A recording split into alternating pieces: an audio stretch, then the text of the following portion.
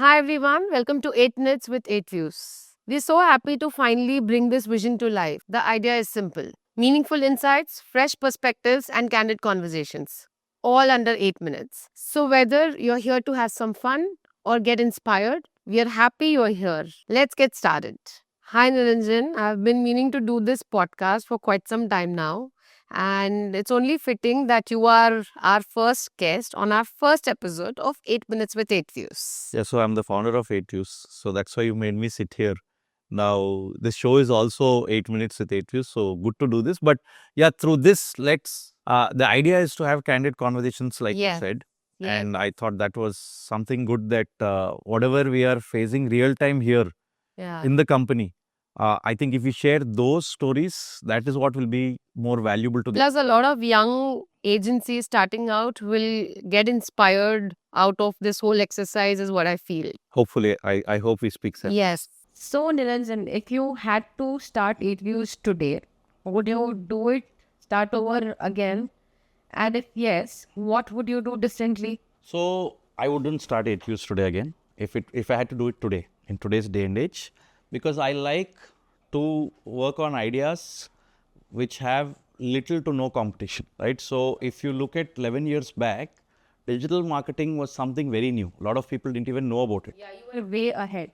A little ahead. There were very few digital marketing agencies at that point in time, right? But today, I think in Hyderabad itself, we have, somebody was telling me we have more than 300 agencies today, right? So if I get into that whole bloodbath right now, I am generally not someone who likes to operate in such spaces where I'm doing a similar thing where there are established players plus there are new players. Like if you see our product, we also built a product, right? It's called Yellow Slate. And this was built 5-6 years back. Now there's a separate team for that.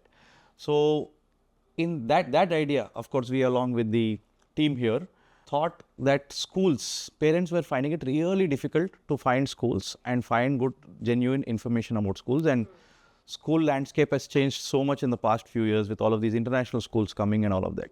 But when we were looking to know more about a school or find multiple schools in one platform, we were not really finding it.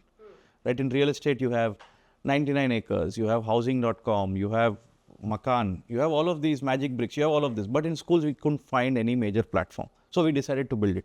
And today, it's one of India's biggest platforms. You get a lot of parents coming there. So that was a blue ocean where competition was really low.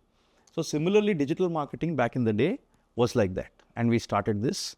But today, like I said, it's a bloodbath.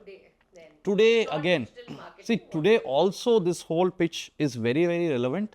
But since we've already got to 120 people, we've been in the space 11 years, we've come to a certain stage, we are able to operate at a certain scale. But if we had to start from scratch, then it had to be something very, very different. And we would definitely go deeper on what we could do in AI. AI is an enabler, but through that, what's something that most of them are not doing, but is really in need in the market, we would go more towards that. But So, you're building an AI vertical also within your agency, are you, or do you plan to build it? we already are very deep in AI. So AI can go very deep in tech. AI can go very deep in verticals like SEO, can go to a very good extent in performance marketing. But it can't, you need people to stitch the whole solution together for a brand, piece it together, put it together, and then execute it. Right? That's what we've been observing. AI is there we're using it in creative, we're using it in copy. But again, the thought in creative must be original, must come from an on-ground insight, and then build campaigns around it. I think that's where humans play a big part. Okay, like you mentioned, 11 years and 200 plus success stories with 8 views. Have you tried other forms of marketing, say outdoor or advertising, or why is it that you've been, sticking to the digital marketing area only? So we continue to focus predominantly on digital, but whenever a brand needs offline support, they need hoardings, they need brochures, they Yeah. need something else, we do have a separate team formed for branding and offline, but more than 80% of our work is digital. Plus, to say that only doing digital is right, I wouldn't say. I'm coming from that school of thought. offline does have its share of for brands. For example, anybody, I think in terms of newspaper subscriptions, right? There's a decrease in subscription numbers in many cases, and that's probably going to come down more and more. But people who are over the age group of 35 still read the newspaper, a lot of them. Similarly, we say that Facebook is dead, right? But there's so many people above the age group of 35 who are there on Facebook. And I'll tell you why I'm saying 35 in terms of age group, because that age group has a lot of disposable income. Right. They have more money. If you want to sell a home, these are the people who are going to buy it, right? High value purchases.